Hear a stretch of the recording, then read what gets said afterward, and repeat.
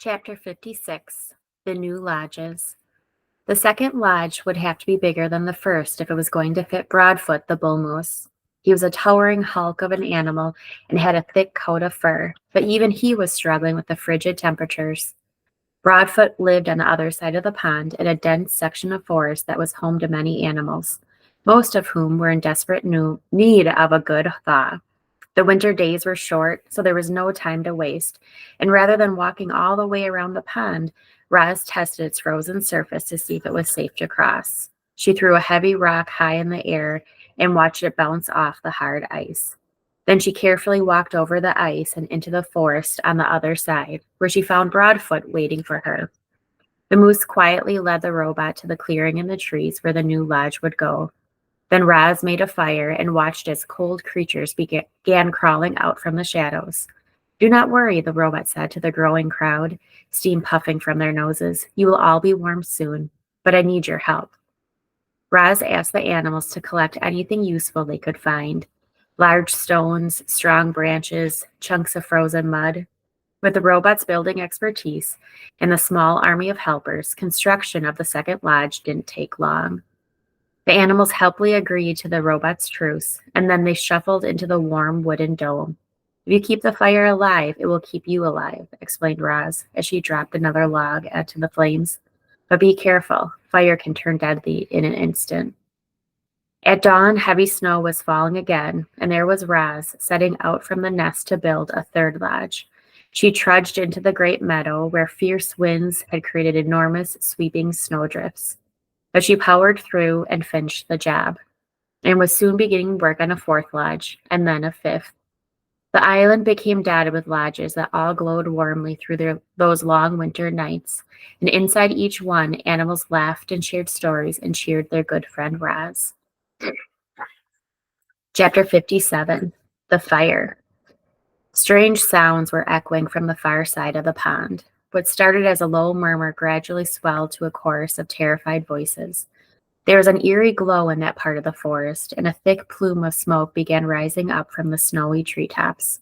Raz charged through the ice and found the second lodge completely engulfed by a raging fire. Frightened animals were running in every direction, fleeing for their lives through the deep snow. What happened? Shouted Raz as Broadfoot galloped wildly past. We put too many logs on the fire, he said without stopping. The flames climbed up to the ceiling. My baby is still in there, cried a mother hare, pointing at the burning lodge. Someone help, please. Raz didn't hesitate. She plowed through the snow and ducked into the lodge. Flames and smoke were everywhere. A tall stack of logs blazed in the fire pit, and in the far corner, a tiny ball of fur was shaking with fear. Crouching low, the robot wound her way beneath the smoke and around the flames and gently scooped up the young hare. Do not worry, Raz yelled over the roar of the fire. You're going to be okay. She turned to leave, but the doorway had started to crumble. So she shielded the hare with her body and smashed right through the walls of the lodge. Sizzling pieces of wood went flying as the robot and the hare burst outside into the soft snow. Oh, darling, you're all right, cried Mother Hare, pulling her daughter close. Thank you for saving my baby, Raz. Now that everyone is safely away, the robot turned her attention to putting out the fire. Her glowing eyes darted around as she computed a plan. Then, with all the strength in her legs, Raz launched herself high up into the snowy branches of the nearest pine tree. A moment later, the tree was shaking violently, and heaps of snow were sliding from its branches and pouring onto the flames like an avalanche. Steam hissed up through the smoldering mound of snow. The flames quickly died, the snow quickly melted, and within minutes all that remained was the charred foundation of the lodge. Raz dropped down from the tree and waited as the frightened animals slowly returned. Then she said to them, Would you like another lodge? The animals looked at one another, unsure of what to do. Understandably, they were afraid of another fire breaking out, but they were far more afraid of the deadly cold. So they pulled together and worked with Raz and built a bigger, better lodge on top of the old one. It had a taller ceiling and a deeper fire pit.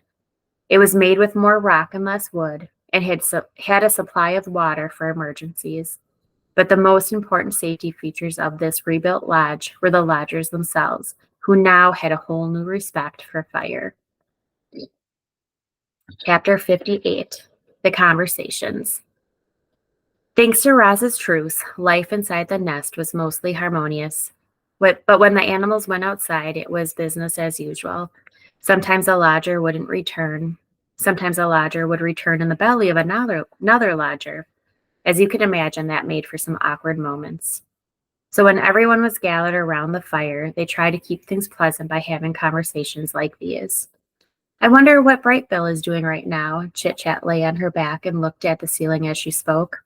And where he is, and who he's with, and if he ever thinks about us back here on the island.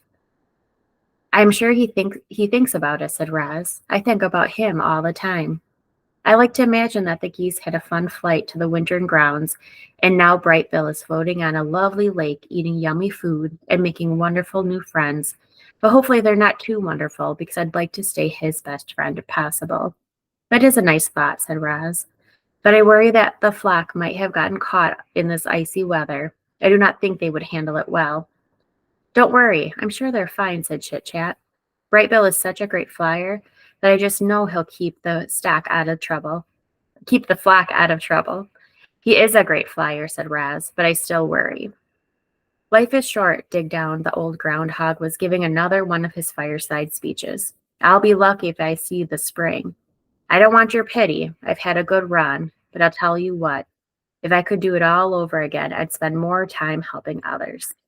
All I've done is dig tunnels. Some of them are real beauties too, but they're all hidden underground where they're no good to anyone but me. And they weren't even good to me this winter. Now the beavers, they have it all figured out. They built that beautiful dam which created a lovely pond that made all our lives better. That must feel mighty good. The beavers made our lives better in another way, said Fink. They taught Raz how to build. Ain't that the truth, said Dig Down. Raz, you must have saved half the island with your lodges. And to think we used to call you a monster. I'll repay my debt to you if it's the last thing I do. Your friendship is payment enough, said Raz. Oh, please, your sweetness is going to make me sick. There must be something we can do. Your friendship really is enough. Friends help each other, and I will need all the help I can get.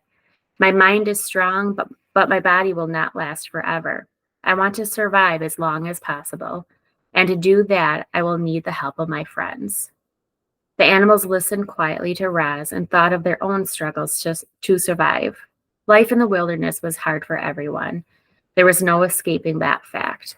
But the robot had made their lives a little easier, and if ever they could, the animals would return the favor. I've seen 93 winters, far more than any of you, Craig the turtle spoke slowly. But everyone always listened to his words.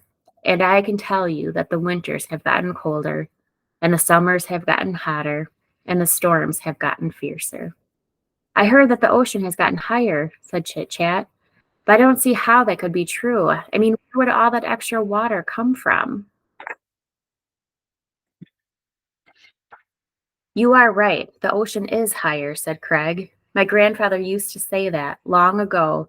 This island was not an island at all. It was a mountain surrounded by flatlands, and then the ground shook and the oceans grew, and the land slowly flooded until the mountain became this island.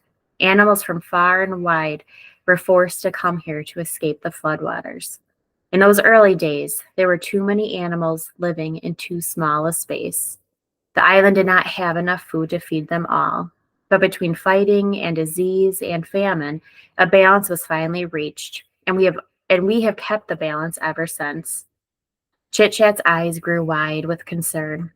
If the ocean keeps rising, the island will be swallowed up by the waves. I don't even know how to swim.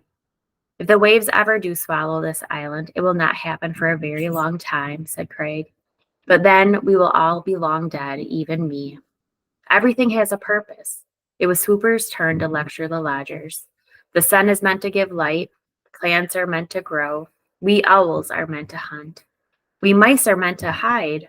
Raccoons are meant to scavenge. Raz, what are you meant to do? I do not believe I have a purpose. Ha, I respectfully disagree, said Swooper. Clearly, you are meant to build. I think Raz is meant to grow gardens. Raz is definitely meant to care for Brightbill. Perhaps I'm simply meant to help others. Chapter 59, The Spring. Dripping water, flowing water, splashing water. Winter's blanket of snow and ice was finally beginning to melt. White was fading away to expose the grays and browns that had been hidden beneath. Little green buds were appearing all over. Crowds of bright flowers were rising up from the dirt, and soon the island would be bursting with rich scents and colors. At long last, it was spring. The lodgers returned to their homes. The hibernators emerged from their secret places. Raz roamed across the island and checked in with the beavers and the bears and all the friends she'd missed. Then the robot went home to work in her garden. After the bitterest winter anyone could recall, life was slowly returning to normal. However, it was a quiet spring. There were fewer insects buzzing, fewer birds singing, fewer rodents rustling. Many creatures had frozen to death over the winter, and as the last of the snow melted away, their corpses were slowly revealed. The wilderness really can be ugly sometimes, but from the ugliness came beauty. You see, those poor dead creatures returned to the earth. Their bodies nourished the soil, and they helped create the most dazzling spring bloom the island had ever known.